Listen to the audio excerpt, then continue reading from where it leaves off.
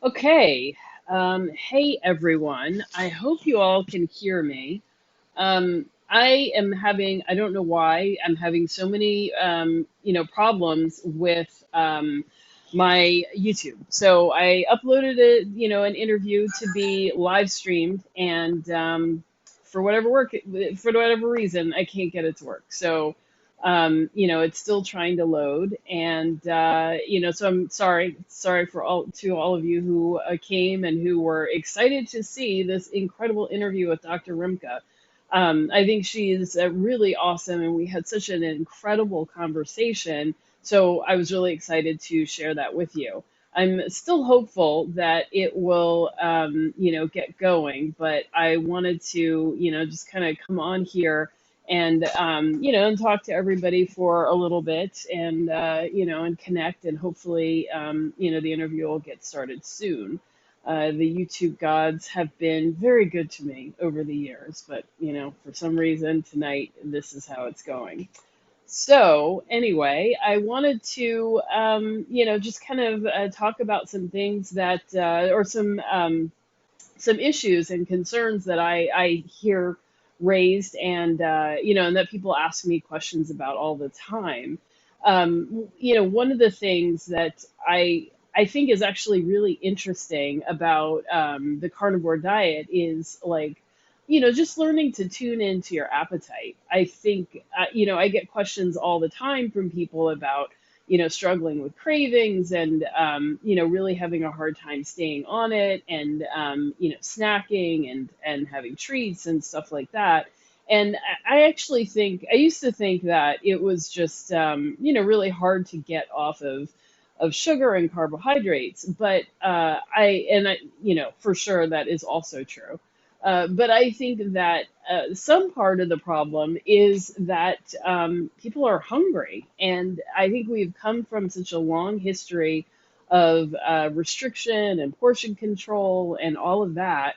And that leads us to just not eating enough. And when you're on the carnivore diet, you really have to eat enough. And if you do, then a lot of that stuff goes away. Not all of it, but a lot of it does. And so this issue with, like, snacking, and with sort of out of control eating, or starting to take a bite and then eating the whole cake or whatever it is. A lot of that, I think, is just that we're hungry. We're just hungry. And it takes a while to get over this kind of mindset that we should not be eating, or that we should be restricting or trying to eat as little as possible. So I encourage you, if you are new and just getting started on carnivore, and wondering if it's right for you, I think that it is. But if you're having any challenges, I think the first thing to look at is, are you eating enough food? And likely you are not. And then the second thing is, make sure you're eating beef. You cannot do this comfortably on fish and chicken alone. Like, it really, you've gotta eat beef, and you've got to eat fatty meat. It's going to be really hard to jump in from the beginning without doing those things. And once you do those things, I think you'll find that the road is a whole lot easier. So, so that's like a challenge that I think that I see people having very frequently, and I hope that that solves that for you. And gosh, this video is just not uploading. Um, so, I guess what I'm gonna do is just leave it. I don't know. I can either, move the premiere back to 8 o'clock and see if that works, or move it to tomorrow night. I'm thinking I might just move it to tomorrow night, because I really, I would love to do this with everyone. I would love to have the opportunity to chat with you, while the video is going. I really do enjoy having, that time together, and I know so many of you, enjoy it too. I hope that. Some of you are watching. Actually, let me look at the comments right now to see if you are. Oh, there's 7 of you watching. Okay. Well, let me know if you have any questions while we're on here. and then we'll go from there. So put something in the comments if you have any questions or things that you wanted to talk about. I think I think this interview actually was like answered quite a few questions for me, and I think it will for you too. I'm actually glad I've had this opportunity to dive in with Dr. Barry and now Dr. Rimka and hopefully a few more experts to really get some of the science sort of nailed down and and learn to understand that. So if you are here watching, please put something in the yikes, what am I doing?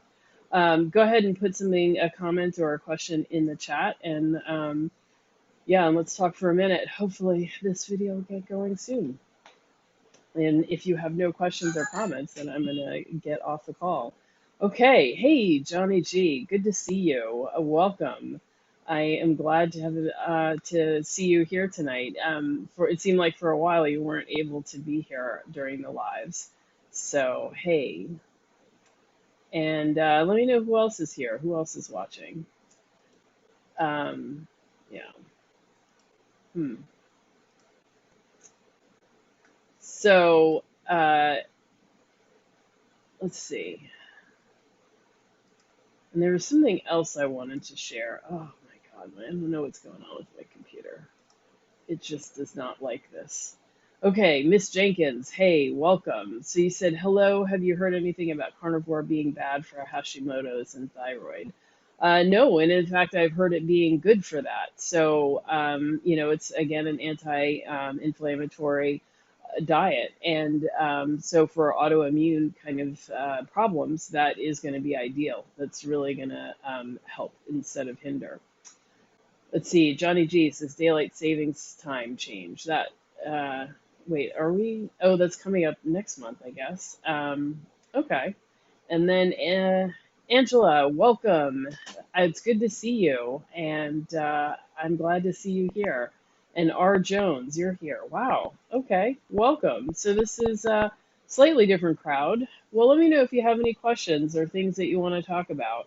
I'm hoping that this video will get going soon. And I'm also interested to see how many of you are new to carnivore, or have you been doing it a while? I see Angela says that carnivore healed her Hashimoto's, so wow, that's really impressive. I'd love to hear that kind of thing. I've definitely seen people talking about that, and it's exciting to see all the things that carnivore can do. So, Miss Jenkins, I hope that that's helpful to you. And let's see, R. Jones, how long have you been doing carnivore? Are you new to it, or is this something that you have been doing for a while? I was thinking about it, and I guess I'm coming up on, I guess it'll be 5 years in December. Wow. Yeah. That's, no, wait, that can't be right. Yeah, I guess December of 2017 to, no, it'll be 4 years, 4 years. And Angela, you've been doing it 14 months. That's awesome. Anna, you are having your second vaccine. All right. Well, congratulations, and I hope all is well. You're not late, Anna. This has been kind of a mess tonight, so I am late, and or YouTube has held me up, but anyway, I'm here. So I'm just answering questions. So feel free to jump in and ask a question. And I will probably not post this video. So we're just gonna do this live. We're gonna have fun with it and do it for a little while until the time has come to close. But so let's see, what was I saying? Yeah, so I've been doing carnivore for quite some time now, and it's been I'm really glad that I have taken this journey.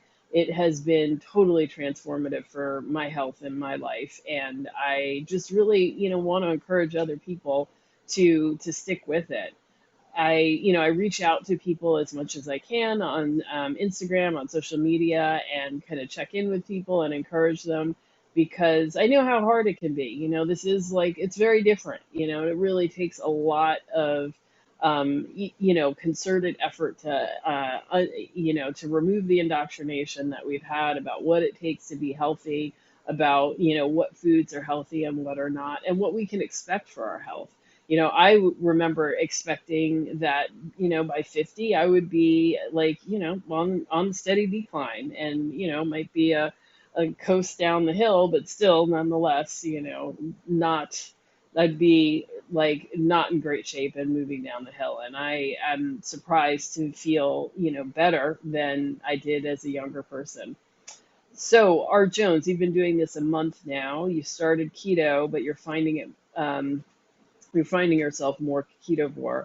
Carnivore seems easier. Yeah, I agree. That's kind of a, that's kind of a thing. I think that people who do keto for a long, long time just kind of naturally kind of slide out of eating vegetables. It's like the meat tastes better, it's easier, it's faster to cook, and then, I just see people kind of end up eating many carnivore days just because, they're just not interested in the vegetables, and it's easy enough. So I'm not surprised. And yes, carnivore is certainly easier in terms of meal planning, meal prep, and all that kind of stuff. I keep saying that I'm going to do a video on meal prep and how I do that, because it's so much easier now. And I love that I don't have to do all of this chopping and cutting and, putting like vegetables and rinsing them off and scraping and washing and all of that kind of stuff, like, which took forever. Now I don't have to do that. So yes. Now, Anna, I see you lost another pound overnight. So this is on the beef, salt, and water challenge, and you feel so good. Excellent. I'm so proud of you. Yeah, I think the beef, salt, water challenge is, it's not necessary to do to be carnivore, but for some people who are looking to get back on track, or, to kind of tighten up their game, like it's a nice break, and it's just a way to get, really focused, and, really clear out anything that you feel like, might not be that good for you to eat. So a lot of people find as well that it really reduces inflammation. So when you really focus on eating meat from ruminant animals, that is the most anti-inflammatory way that you can eat. So it can really help you to feel great. So that seems to be what's going on with Anna. And yeah, and nothing is easier and less wasteful than a steak in the air fryer. Absolutely.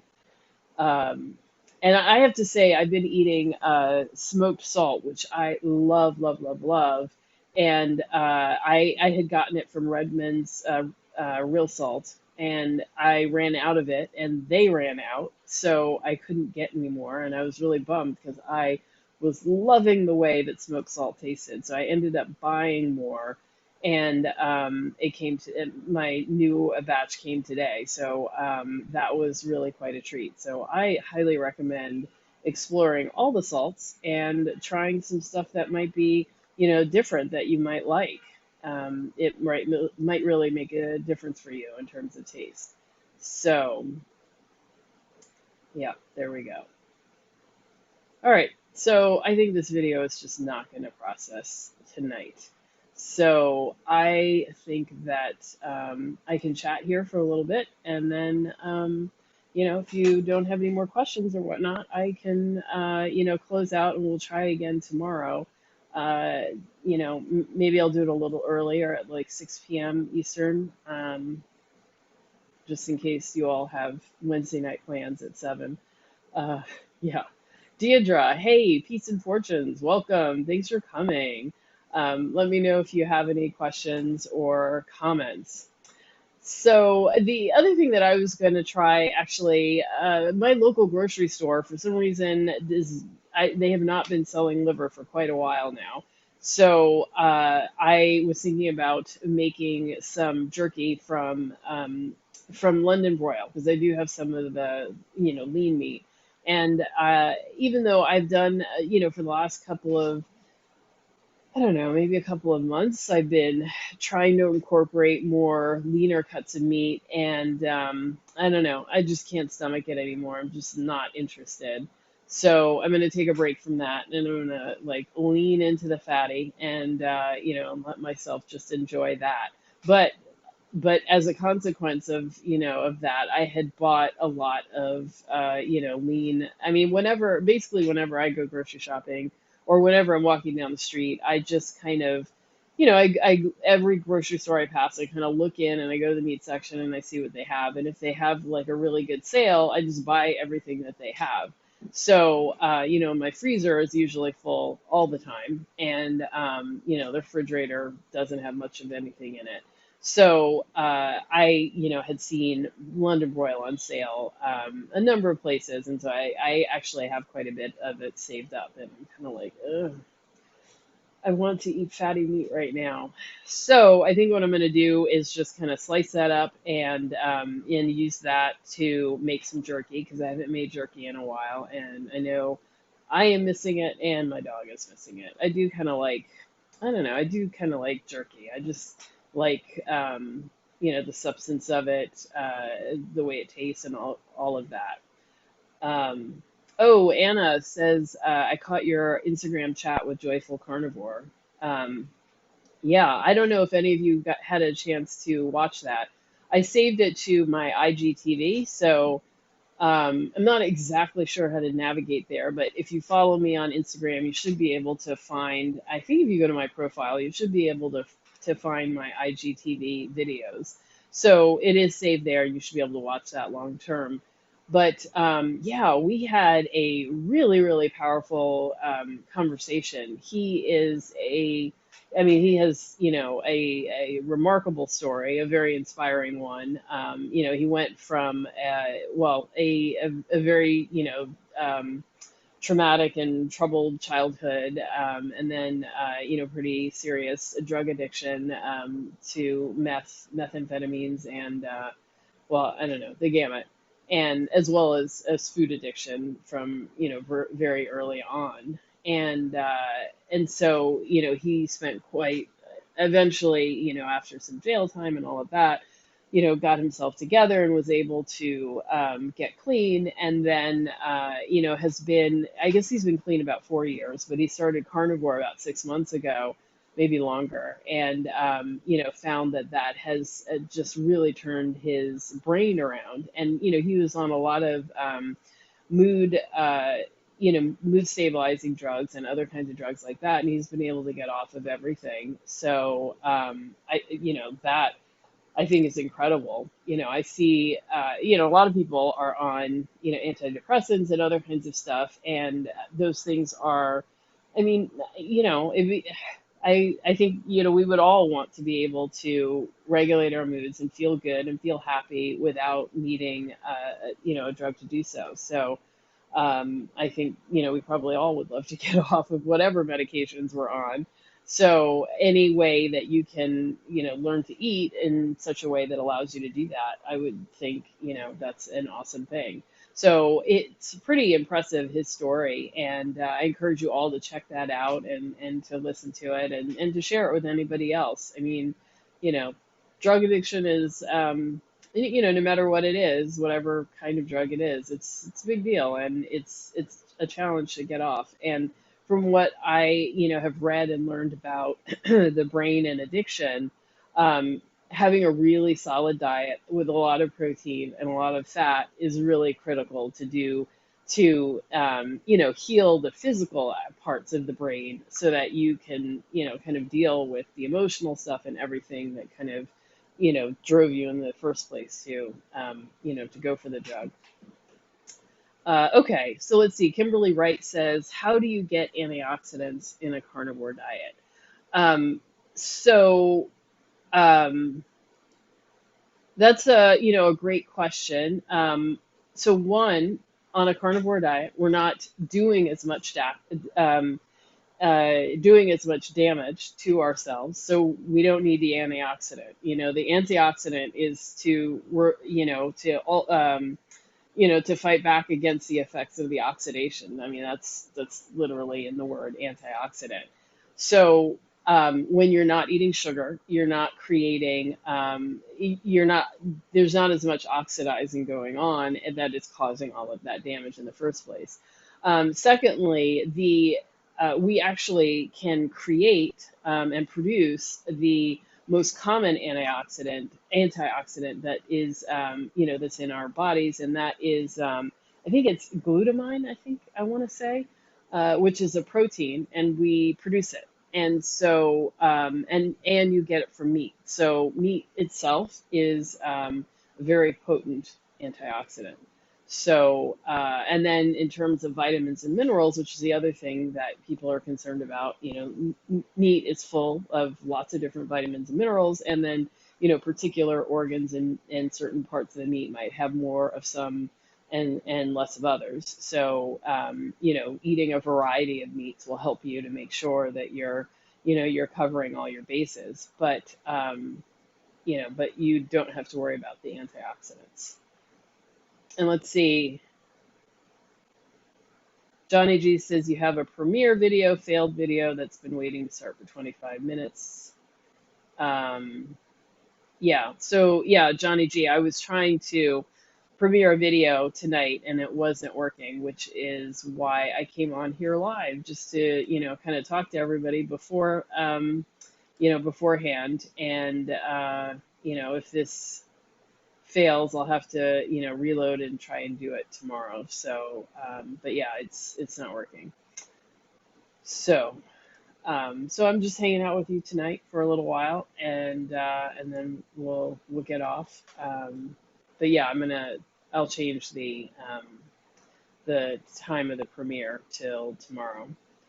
Let's see. Anna says, at Kimberly Wright, also because we are not processing all the stuff, veggies, we need far fewer vitamins and nutrients. The liver is the highest nutrient food.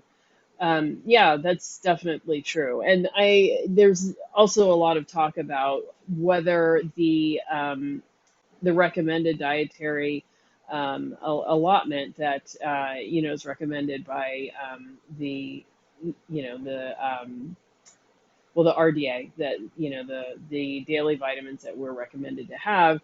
The question is whether that changes when you're on a carnivore diet. When you're on a high carbohydrate diet, your needs are different than when you're on carnivore. So you don't you may not need as many antioxidants as you do when you're eating a lot of really damaging food. So it's hard to say, Kimberly, but I would definitely say that the things that we are told that we need when it is, when we're eating a standard American diet are just not the same. And antioxidants is one of those things.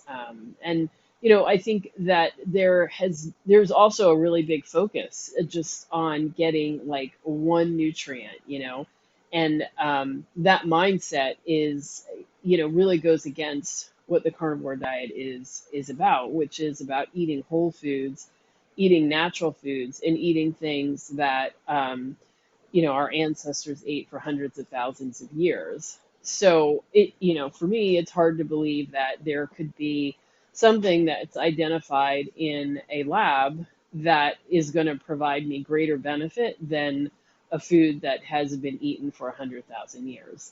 And I think like a great example of it is, I don't know, for a while, uh, I guess, I don't know, maybe like 5 or 10 years ago, they were talking about resveratrol, I think, which is an antioxidant that's in grapes that is supposed to be really good for you. And so as a consequence, people drank more wine or bought these pills that had it in it.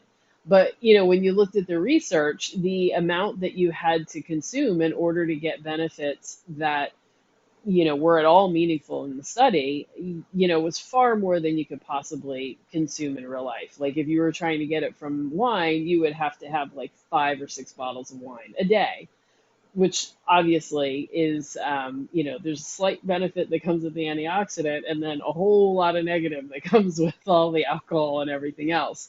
So, so yeah, I mean, we're kind of told these things, but they're not necessarily that's not necessarily good or helpful information, and it really obscures what is most important, which is actually eating real food. And just like Anna says, liver is a really high nutrient food. It's really good for you, and it's not. And it's not a little thing. It's very, very good for you. But lots of things are really good for you. Don't feel like you have to eat liver if you don't like it. If you like it, knock yourself out. But if you don't like it, don't worry about it. Yeah, Art Jones, it's resveratrol. Okay. Jimmy ZC, hey, good to see you. You are not late. I am late. Tonight is a whole mess, and the video didn't load. So sorry about that, but I thought I would come in and chat with everybody. So, any more questions? Let me know if you have any more questions or things that you wanted to discuss. It's been actually a good week with a lot of good content that and a lot of good interviews that I've had. So that was a lot of fun. And let me know if you like the Instagram lives. I used to do those, and then kind of stopped doing that, but I might go back to doing it. So let me know if you like that, and if I should do more of those, because I will. I'm thinking about bringing that together. Hey, Heather G, good to see you. Welcome. Let's see. Anna says it's just funny because if you profile beef liver against any other plant food, liver wins by miles. Absolutely, absolutely. And yeah, and I don't know. I find it surprising that people just don't like see that or understand that. If I say that I eat liver, people are still like, "Well, where do you get your vitamins?" And it's like, you know, when you tell me you eat kale, like, where are you getting yours? You get one one massive dose of one, and that's kind of it. So, Angela says calf liver has more mellow flavor. I love it. Yeah, definitely. So, yeah, liver, however you can make it work for you, definitely, do that. Try to go for the more mellow flavor if the regular liver is too much for you. Calf's liver is, it definitely is more mellow. I like that. Some people like chicken liver. I've had that, and it's a little better, definitely. I bought some tins of cod liver because it's supposed to be really good for you, and that was not great. Taste wise, it was very smooth and mellow. Didn't taste too bad, but it smelled just like a can of cat food. And I was just kind of like, oh, I could not bring myself to really eat it. And I gave some to my dog, who also did not want it. So I don't know. I don't know. That was hard for me.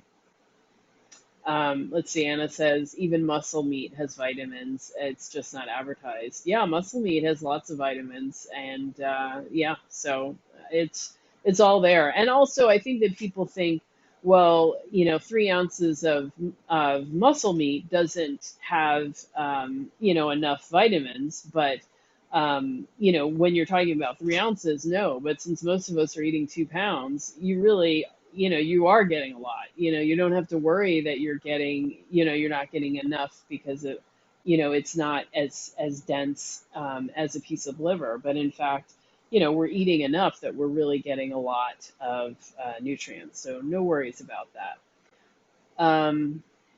Jimmy says, not sure if there's a number, but I'll ask anyway. What blood sugar numbers should I look at for optimal fat burning? Um, I don't I don't know. I mean, I think for optimal health, or what's commonly seen amongst carnivores, is anywhere, between 70 and like 100, for your blood sugar numbers. I think if you're anywhere in there, you will be burning fat as long as you're in ketosis. If you're not in ketosis, then you're not going to have optimal fat burning. And I don't know that you need to have super high ketones in order to be burning fat. And after a while of doing, the diet, your ketones are not going to be as high anyway. Your body gets better at producing them, so it's really only making them for its need, and there isn't like a lot extra that's floating around in your bloodstream. Okay. Johnny G says, why do you think Arian struggled with his salt consumption? Coffee or listening to sodium gurus? Um, I think that I think salt is one of those things that's easy for people to get wrong, and I think also what happens is when you're eating a lot of processed food, there is a lot of sodium in it, even if it doesn't taste salty. So you're getting a lot of salt. But when you go clean and you stop eating any processed foods, then you're not getting all that sodium. And so you have to actively replace it. And it's going to taste saltier as you replace it.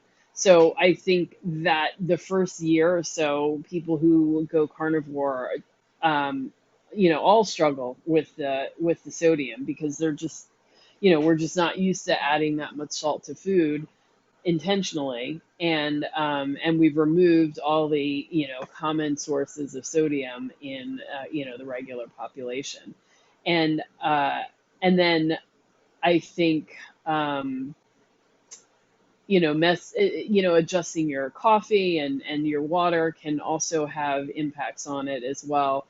And then not staying on top of getting enough salt is the problem too. And so once you get off, or you start to feel bad, it can take a while to start to feel better, and that really sucks. And then that can kind of keep you off balance for a long time. And I think a lot of people, I know, it probably took me like the first 2 years of keto before I started having enough salt. So I definitely struggled. There were definitely times that I didn't feel good and I didn't know why. And yeah, and it wasn't until like I just really went, headfirst into a salt bowl, and before it really started to feel better. So yeah, so that's all I can guess. And I think, and I know for me, the drinking coffee does make it harder for me to make sure that I'm getting the electrolytes and keeping them balanced. So there you go. And let's see, Mandel says, how much do you have to cook ground beef? Is it more nutritional to cook lower heat, longer time, fry or bake? Is there a recommended way to cook ground beef in a microwave? Um, Great questions. Ground beef, you want to cook it until it's cooked. I'm not a person that likes rare ground beef. I prefer it where it's slightly pink, but definitely on the medium to medium well end. They say you're supposed to cook it to 160 degrees Fahrenheit, and the important thing to know is that when you have a hunk of meat and it hasn't been cut into, it's sterile inside the meat. But once you cut into it, you're introducing bacteria into it, and so it's no longer sterile. And that's why with ground beef, you have to cook it so thoroughly because it's been, chopped up so much. And so it's had, there's so much surface area that's been exposed that there's bacteria all the way through it. So you can't eat the raw center and expect to, for it to be safe. But you could eat the raw center of a, piece of steak and it's just fine. Um, I don't think so. There may be some nutrient loss in the process of cooking, but I don't know if it really makes that much of a difference, enough that you should choose a different way of cooking. Obviously, if you burn your meat to a crisp and it's a piece of charcoal, that's not a good thing. But I don't think you need to eat raw in order to make sure you're getting more nutrients. And I don't think that it makes a difference if you're doing the Instapot versus the air fryer. Whatever is more convenient for you in terms of cooking is going to be the better choice. So don't make it harder for yourself. Like there'll be like a micro a micro amount of improvement for like a ton extra work. So there you go. Um, and I would never cook ground beef in the microwave though. That just doesn't seem like it would taste good. I I I, I don't know. I feel like it would be very wet and kind of rubbery if I tried to cook it that way. So if you don't have access to an air fryer or, even like a George Foreman type grill, it's one of those like clam grills that has a lid that closes, I think would be, a cheaper and easier way to cook ground beef. Or else, just in a stovetop, doing ground beef crumbles or, just frying hamburger that way. So that's my recommendation. Hey, Portia, it's so awesome to see you. Hey, Jimmy ZC, good. Oh, glad I answered your question. Let's see. Anna says, imagine being full every day of the most delicious meat and thinking that it can be hard to do. I have never done anything this simple in my life. I know, right? I mean, when I first started, I thought that it would, be super expensive and really hard to do carnivore and to eat only meat, and that it would be boring and nothing could be further from the truth. I enjoy every meal. It's always delicious, always satisfying. Yeah, I can't imagine doing anything different. And the idea, like you said, of being full and satisfied every time you eat and feeling that way, like through the day, like is stunning after so many years of focusing on portion control and dieting and restricting and calories. It's so nice to feel good and not have to worry about food anymore. Like it's done, and I can trust myself. There's a limit to how much protein and fat that you can eat before your body just stops you, but there's no limit when it comes to carbohydrates. We have no natural way of signaling that we've had enough, and that's because, of course, there's no requirement for carbohydrates in the body. So there's no signals or systems to stop us. So it has to be done artificially, and that's just way too much work for me. Hey, Evelyn, it's good to see you. Angela says salt used to be found in streams a long time ago. Now, not so much, Dr. Berry. Yeah, absolutely, and not just not just in the streams, like in the meat. So remember, so now when animals are slaughtered, they're usually hung for 4 weeks before they are sent out to go to grocery stores or wherever, and that 4 weeks is meant to drain the blood from the animal.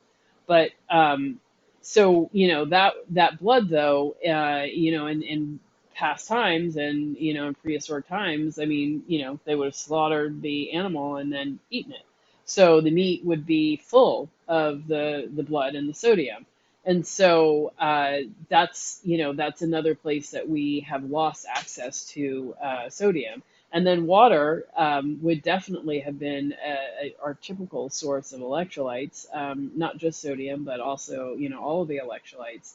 So not having access to, spring water and mineral water, we're not getting, those items as well, which is why we need to supplement. I mean, some people choose to do no salt carnivore, and, you know, well, I guess it's something you got to try. I tried it for 2 weeks. It was okay.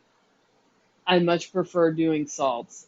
It may be an experiment that I might try again in the future, because I did that at the very beginning of my carnivore journey, and I think I don't know that you can really judge what happens like in the first 30 to 90 days of doing carnivore. Like everything is new and there's a lot of changes going on at that time, but I think it might be worth it to to experiment with that again. But some people do that and they do well, so that's something to consider. But yeah, water was a good source of a lot of vitamins, I mean electrolytes and salts before. um, Angela says, yeah, definitely. I eat a lot of salt. Yeah. I used a measuring spoon, and I made ground beef, no, ground lamb for lunch, and I used 1.5 teaspoons of salt, and that was for 1 pound of meat. And yeah, so I'm probably coming in around 3 tablespoons in a day. I mean, sorry, 1 tablespoon in a day. So even though I feel like I use a lot, like it still is not a crazy amount. So yeah, let's see. Jimmy ZC says pertaining to red meat, does it really matter if it's fatty meat or lean meat? So that's debatable. And when you see my interview with Dr. Rimka, you will get her perspective on all of this. I was saying at the beginning of this live, when I just got started, that I have decided to, to have more fatty meat. I was for the last couple of months, I've been trying, to incorporate more lean meat, and and it was good, and I had a taste for it, but right now I really am not. I really am having a taste for fatty meat. So I think it's up to you if you feel like you are craving fatty meat, or you really miss it when you're eating the lean, then I would say have the fatty meat. And the thing that I see is that I think people are hungry and they get cravings, and because they're hungry, and that can happen too if you're eating too lean, which is really common, I think. The problem is because in our country, we're talking about eating less calories, eating leaner, eating lighter, eating less animal meat, and so people, are gravitating towards fish and chicken, and that means that, every opportunity to trim fat off of meat, the butchers do. And so it can't, for some of us, it can be really hard to find meat that is very fatty. And so we naturally end up eating leaner than we might want to or need to, just because that's, what's possible or what's available. So, so some of us end up eating leaner and then having, still having cravings and whatnot because we just, don't have access to better fat. So if that's the case, you want to, make it your business to get more fat in so you don't have cravings and feel like it's hard or not enjoyable to stick to this way of eating. So Deidre says, I love my black cast iron skillet to fry my smash burgers. Yeah, smash burgers. So I've tried them with greater or lesser success. So I'd love to hear from you, Deidre, how you do it, because mine are sometimes okay, and other times it was just a waste. So yeah. Shar, hey, welcome. It's good to see you, and I'm glad to hear you're out of Facebook jail. That's awesome. Deidre says my dad was a hunter. He'd be proud to see my eating habits today. Yes, excellent, excellent. But at least hopefully you got a good foundation of eating a lot of meat while you were growing up.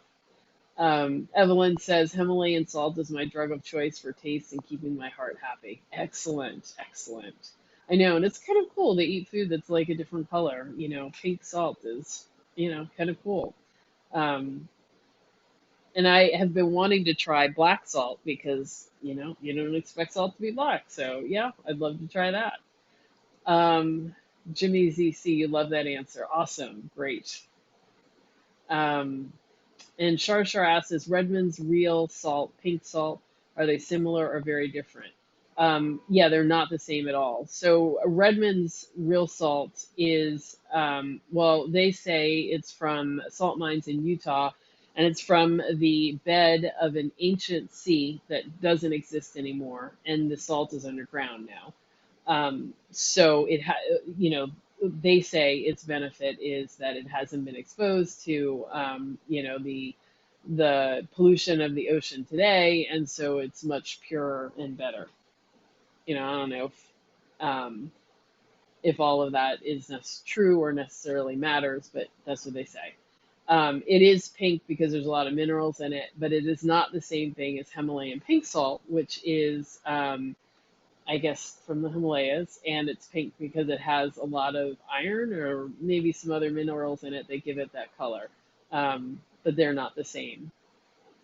I don't know if I taste a difference. Redmond's real salt tastes good, but a Himalayan pink salt also tastes good. So, you know, they're good.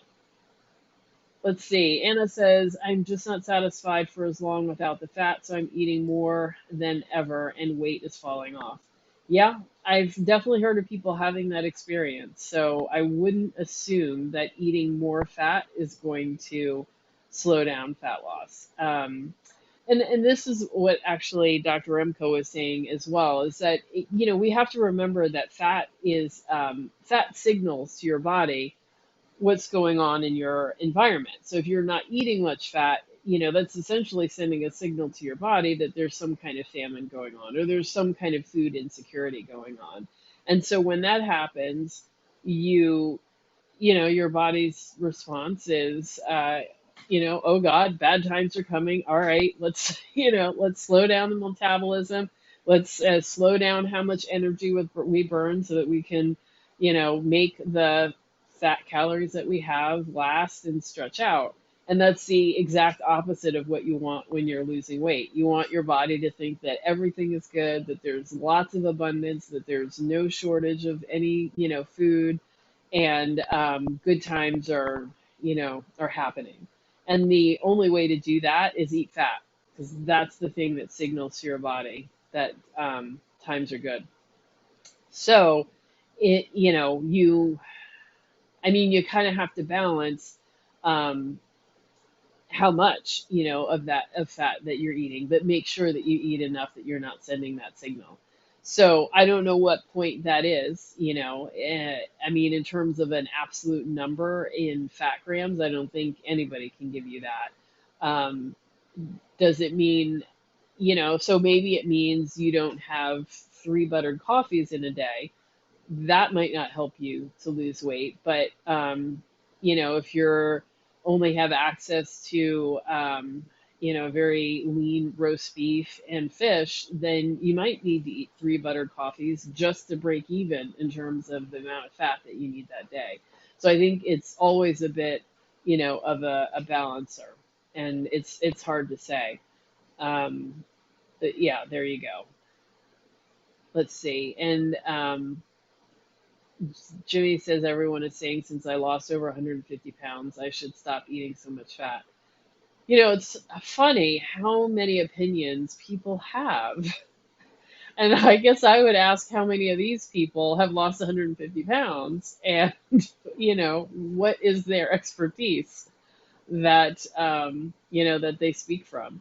So I don't know the context or the full story of what they're suggesting and whatnot, but people have a lot of opinions and we don't have to accept any of them. Um, okay, says after listening to very many people's experiences, it sounds like many start out higher fat and go leaner after a few years, if something. Well, I don't know. I don't think I would make that assumption. I think that some people are very vocal about what they're doing, and those people typically are the people who are willing to experiment and to do biohacking and stuff like that. So those people are going to try a lot of things, but I think there are plenty of long termers who started high fat, stayed high fat, got higher in fat, but never talked about it and never made a video, and you don't know about it. So I don't know. I wouldn't assume that people necessarily go leaner. Let's see. And Anna says at Jimmy's EC, bet none of them told you what to do before then. Yeah, exactly. And what are they doing? What are they doing to lose weight? Exactly. Okay, Deidre has an art to making smash burgers. And okay, Deidre, you're gonna message me. So yeah, when you message me, I will try it again.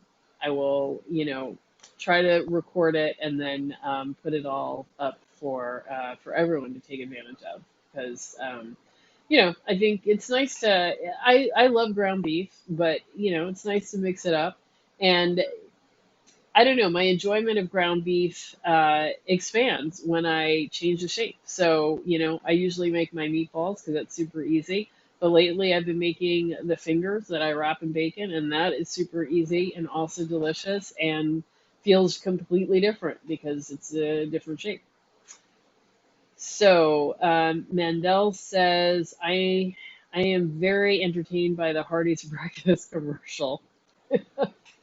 I don't know what the commercial is, but I can imagine it's very entertaining or delicious. Yeah. Um, let's see. Carolyn Mills says Redmond salt tastes better to me than any other salt. Yeah. So if it does, then definitely have at it. To me, I feel like there's no need to be, particularly loyal to any kind of salt because I go through so much salt. I go through like a big bottle, like that's this big, every 2 months.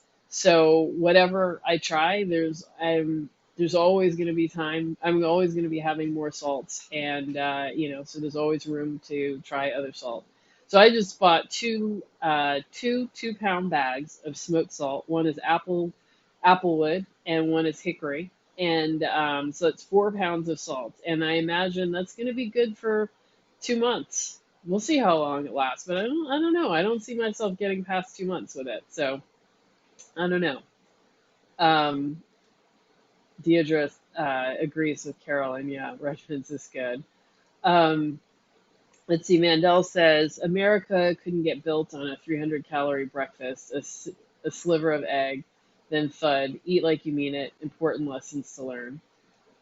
Well, I would say many things have been built on less calories, but it doesn't have to be that way, and perhaps shouldn't be that way.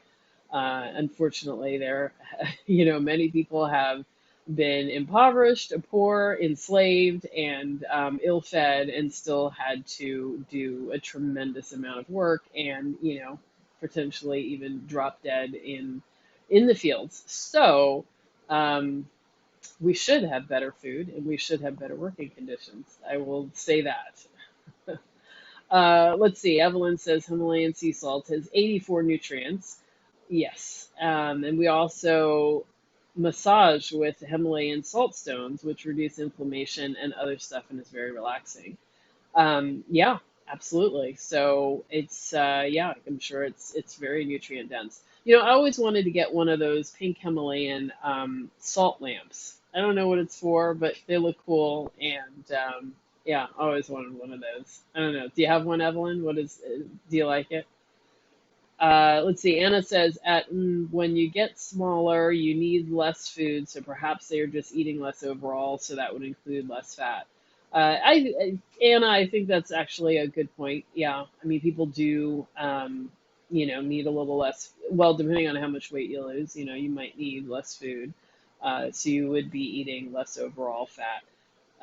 But I think that ends up being so particular to the person, to their particular body, to their metabolism, and what our bodies have gone through, how obese we've been, for how long, how old we are, our level of activity. All of these things go into determining how much food we need to eat, how much fat we need to eat, and so on. So it's really hard to say, but I think you might get a better idea of what people are eating, like on Reddit. I feel like on the zero carb subreddit, there were a lot of long timers who were moderators, and I think more people sort of comment about what they're doing.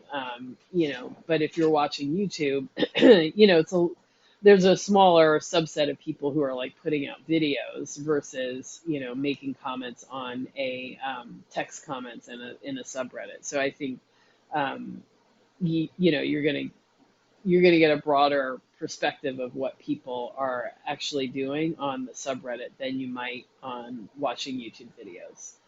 So uh, let's see. Angela says you should definitely post this video. You shared a lot of information. Thank you. it was a little impromptu, so we'll see, maybe. Wow, I did not realize there were so many people watching. Okay, well, welcome everybody. Please hit that like button and subscribe and click the little bell icon if so you can get notification in the future. So let's see. Oh, Anna, you have the salt lamp and your cat licks it. Oh my God, that is hilarious. That just did not even remotely occur to me that your cat might do that, but that I think my dog might do the same now. I would not be surprised. And Johnny G, you might lick your lamp too. I don't know. I probably would try licking it.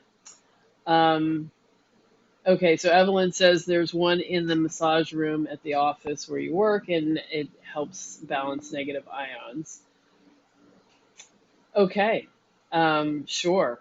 I certainly think that some of that stuff makes a lot of sense. I think it's important to ground yourself and and that means like putting your feet in earth, and that's supposed to help with the ions or something.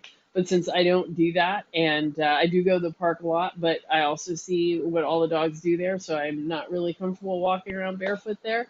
So I did buy one of those grounding mats that you plug into an outlet so that you can, so you can, I don't know, do whatever the earth is doing, but, do it from the cleanliness of your own home. So I don't know if any of you do that. I guess it's called earthing. I bought one of those earthing machines.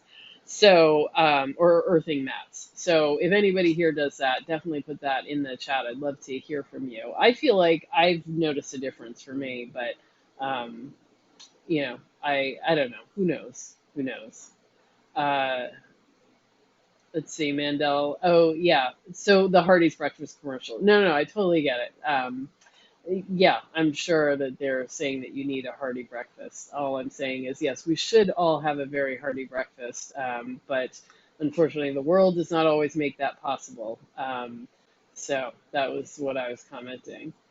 And the salt lamp is supposed to help with sleep and allergies. Yeah, and I've heard that there's even like salt rooms that you can go to. Uh, where like you just sit in the room and that's supposed to help with allergies and asthma and stuff like that. So I don't know. I'd be curious to see. I don't know. Let's see. Anna says, I agree. We are all our own experiment of one, and we just need to do what works for us. Yeah, that's right. Unfortunately, I mean, I guess there's beginning to be more science, but there's not a whole lot of, direct scientific studies of people who are following the carnivore diet. So we have to extrapolate some of these things, and then we have to try some of these things on ourselves. And that's all that we can really do. But at the end of the day, you only have to keep yourself alive. So if you can figure out how to make it work for you, great. That's all you need. Um, let's see. Evelyn says they have salt rooms here where people sit for 30 to 45 minutes, um, and that gets some relief from allergies. That is so interesting. I wish I had been able to try something like that. Deirdre says, I walk into my backyard barefoot. It's like going to the beach, calming. Yeah, totally. Totally. Abigail says, I've caught my toddler licking our salt lamp. I had to plug it in somewhere else. Oh my God, that's so funny. Yeah. So, and I think that's interesting. I mean, I don't know. Is that an indication that your toddler wants more salt? Because, you know, you I mean, animals go for salt licks. People eat salty things or crave salty things because they want salt. And so I don't know. Maybe Abigail, you ought to get a few. I've had someone once gave me a bag of very coarse grains of the Himalayan pink salt. I mean, it was almost like pebble size. They were really big, and I didn't have a grinder, so I just kind of would carry some of them in my pocket. And so during the day, if I felt like I needed salt, I could just suck on it like, like a small mint or something like that. And so I don't know, maybe you need to keep some mints of salt around the house, Abigail. Yeah. Evelyn says, I wonder if you can get salt pops. I don't know, but I would bet that you would make a bunch of money if you made some salt pops. Yeah, like, yeah, Evelyn, I think that you should manufacture that. Something like the size of, what were those lollipops? Yum Yums? The ones that are really small and they're on that stick and they give them away for free. If you could make a salt pop that size and, maybe you can get some different flavors, like a smoky flavor, maybe some herbs, or you can make a butter flavor. Man, Abigail, if you don't, I mean, Evelyn, if you don't do that, maybe I will, because I think that is a spectacular idea. I would love to have something like that. Yeah. Um, yeah, Evelyn, message me. Let's do this. Let's manufacture something like that. I would totally get that. Okay. Okay. Well, any more questions or comments from anybody? Or any more thoughts. And I don't know if anybody has looked to see if this video has loaded. Nope, nope, unbelievable. All right, well, yeah, so I'm just gonna do it for tomorrow night and hope that it'll be ready. Yeah, let's say 6 p.m. Eastern time, Wednesday night. That'll be a better way to do it. Um, Oh, Johnny G says Limits stole my idea. Really?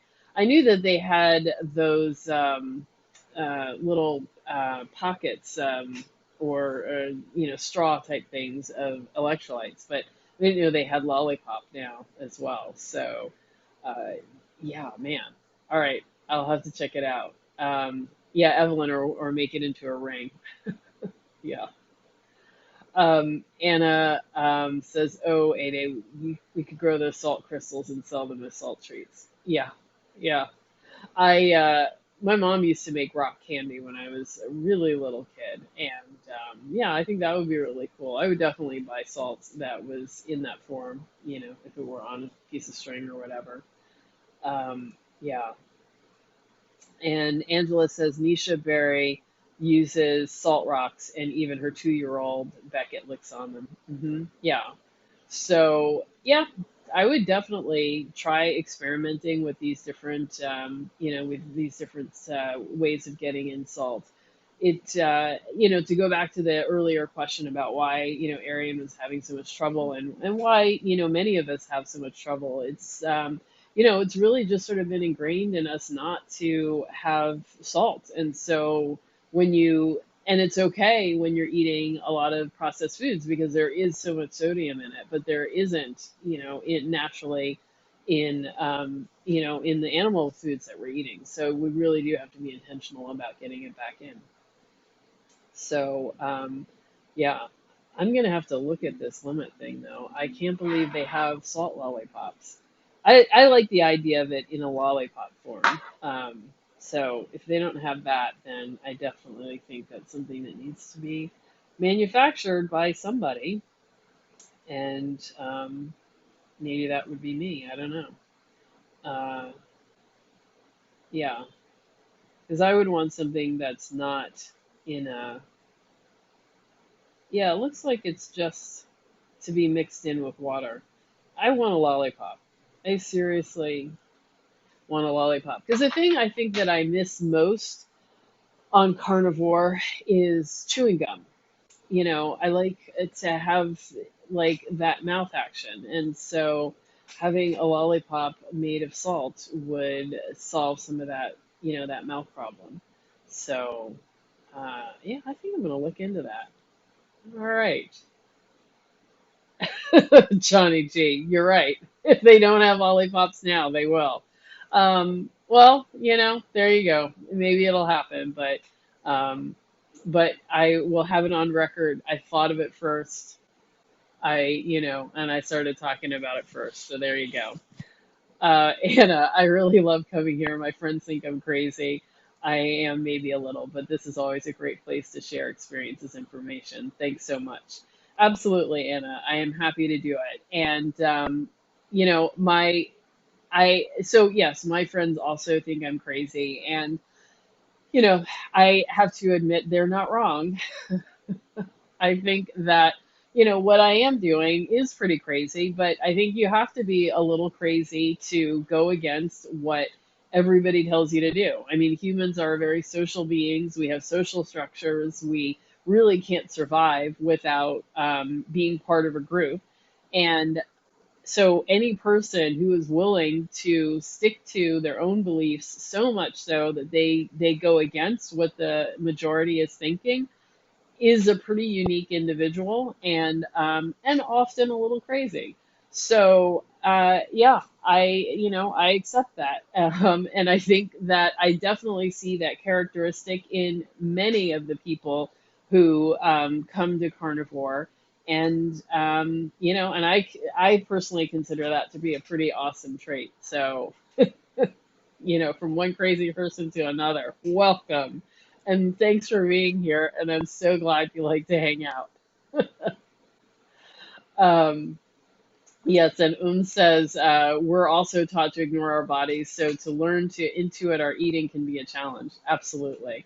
100%. And I think it takes not, days or weeks, but months or years to really let go and just make a commitment to listen to what our bodies have to say.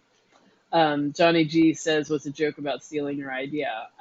Yeah, I know that was a joke, but in the real world, people steal ideas all the time. So I would not be surprised if somebody did that. But great ideas are a dime a dozen. It is the execution of those ideas that is what matters. So I might have come up with that wonderful idea, but never figure out or make the effort to manufacture it, and so it still doesn't come to pass. Um, so yeah, I don't know. Maybe I really will because I have been thinking about that. It would be really cool to have something like that. Um, yeah, Evelyn, I definitely remember those giant candy rings that looked like a diamond. Yeah. Um, when I was like a senior in high school, for some reason it was popular to have those. I guess they were kind of either like candy rings or like candy pacifiers that you would wear on a cord around your neck. And so people wore those, ate them, wore them, and we were definitely too old to be doing that. So there you go. Johnny G, absolutely. The lollipops could have a lot of different formulations. So you can get magnesium or other stuff in it. So I'm really loving this idea. Definitely going to think about it. Um, you would definitely, Anna, you would definitely throw your money at a lollipop of salt and magnesium. Good, good. Um, and Evelyn, you're going to try one with an ice cube right now. Yeah, that's another idea. Like if you get those limit things and mix them up. And limit does come in unflavored.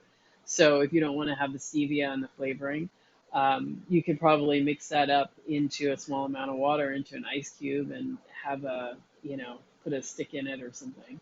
So yeah, great ideas. All great ideas. Johnny G says Mark Bell from Slingshot might be worth contacting about buying lollipop idea. He likes helping out up and coming entrepreneurs. All right, cool, good to know. I will definitely look into that. And Evelyn, let us know how your ice pop goes. Um, and Mark Bell knows Rob Wolf. Yeah, absolutely. I do know Rob Wolf, and I should I don't know. I could ask him about that too. Yeah, I have to really think about this, how what that would look like. But yeah, so let's see. Any more questions from anybody? Um, or comments that you wanted to make. I know that I have been really behind on making shorter videos, and I definitely want to get back into doing that. I know we have a lot more new people in the community, which I love, and welcome to you all. Welcome. Oh, and large picture. Hey, welcome. Good to see you. I'm so glad that there are so many people who are just diving diving into carnivore and getting excited about it, but I want to make sure that people have all the information they need in order to be successful and to, and get started off on the right foot. So I want to make, more videos about some of the challenges that occur in the beginning and things that are important to do. So I am going to get back to doing that hopefully this week and, get some videos out and, and hopefully that will help some people. I definitely have a lot of people coming to me, describing their challenges and, and saying stuff like they're eating, chicken and fish, and that's just not going to work. So if you take nothing away from this, you have to have one serving at least of beef or some ruminant animal every day, at least one serving of beef or goat or lamb or bison. Any of those are fine, but you got to have at least one serving a day. Let's see. Mendel says salt lick of mixed minerals in wax paper locket. Yeah, that's an idea too. Um, hmm. Yeah, there's a lot of ideas here, a lot of good ideas that can be very successful. When I was a kid, I loved that candy, Lick-O-Maid. I don't know if you know what that is. I mean, it's essentially like Kool-Aid with, that's mixed with the sugar and everything, but dry powder, and you had a stick that you would lick, and you'd stick it in, and it would stick to the, the sugary mix, and you would lick it off. And you could make something like that, but for the salt. That would be good too. I mean, I guess that's what you would do at the limit. Limit doesn't have to be mixed with water. You can just eat it straight up. But yeah, a lot of great ideas, guys. A lot of great ideas. I'll have to think about that. Um, okay. All right, so I think I'm going to wrap up here, unless you've got any more questions. We are going to do this again on Thursday. Um, I'm not sure who is going to be with me on the live stream on Thursday, but we're definitely going to do the live stream, and that will go off on time, I think, I hope.